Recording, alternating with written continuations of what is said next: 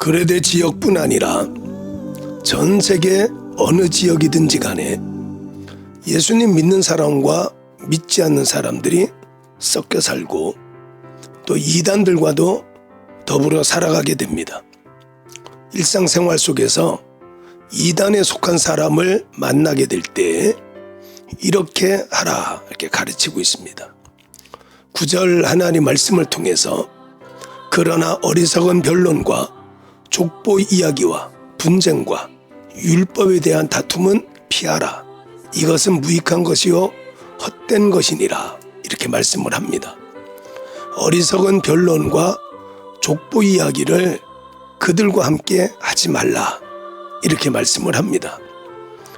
여기 나오는 어리석은 변론이라는 것은 생활 속에서 부딪히는 문제들에 대한 말다툼을 가리킵니다.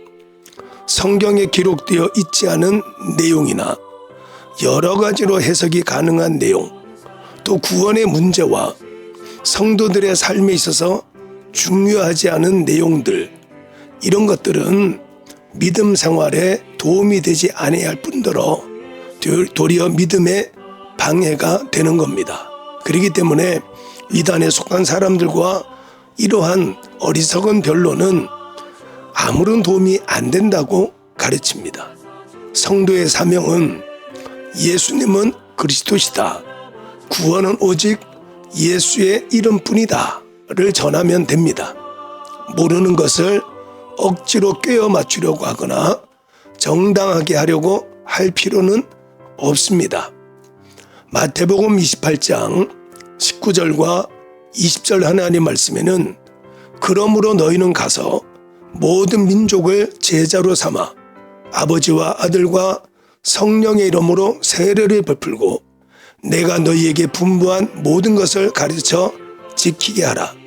볼지어다 내가 세상 끝날까지 너희와 항상 함께 있으리라 하시니라. 이렇게 말씀을 하셨습니다.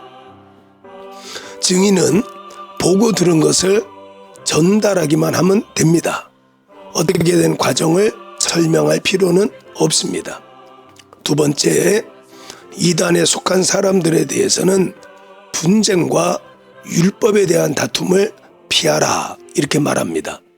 율법에 대한 다툼이라는 것은 1장에서 기록한 대로 유대인들은 안식일의 준수, 할례 등에 대한 끊임없는 논쟁으로 서로 다투었고 그 결과로 분쟁을 초래하였습니다. 바로 그러한 분쟁과 율법에 대한 다툼을 피하라 그랬습니다. 전도를 위해서 다투는 것은 어리석은 일입니다. 전도는 하나님의 복음을 전하는 것이지 어느 종교가 맞느냐 옳고 그름을 따지는 일이 아닙니다.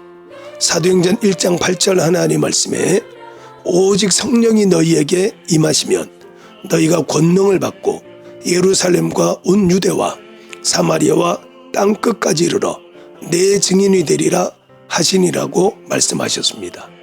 복음을 전하는 것은 임무지 누구와 다투는 것이 아닙니다. 세 번째는 10절 하나님 말씀을 통해서 이단에 속한 사람을 한두 번 훈계한 후에 멀리하라 이렇게 말씀을 합니다.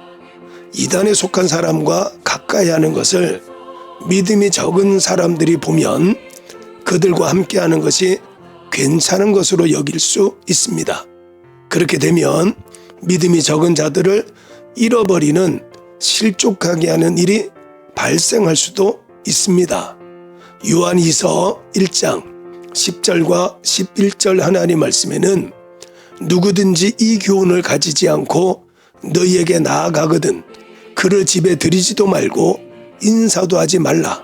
그에게 인사하는 자는 그 악한 일에 참여하는 자임이라고 말씀하셨습니다. 하나님께서 하지 말라는 것은 하지 않아야 될 이유가 있습니다. 이단들과 가까이 하지 않는 것이 가장 좋은 방법입니다. 사도 바울은 고린도전서 3장 6절 하나님 말씀에 나는 심었고 아볼로는 물을 주었으되 오직 하나님께서 자라나게 하셨나니 라고 말씀을 했습니다. 우리는 하나님과 동력자입니다. 하나님 복음을 전하면 그 다음에는 믿음을 자라게 하시는 것은 하나님이십니다.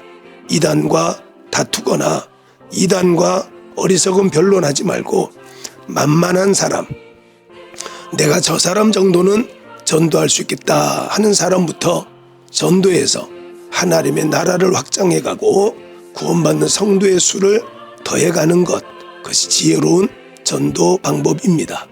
이단들과 다투지 말고 하나님의 복음을 전하는 지혜로운 성도들 되어지기를 예수님의 이름으로 축복합니다.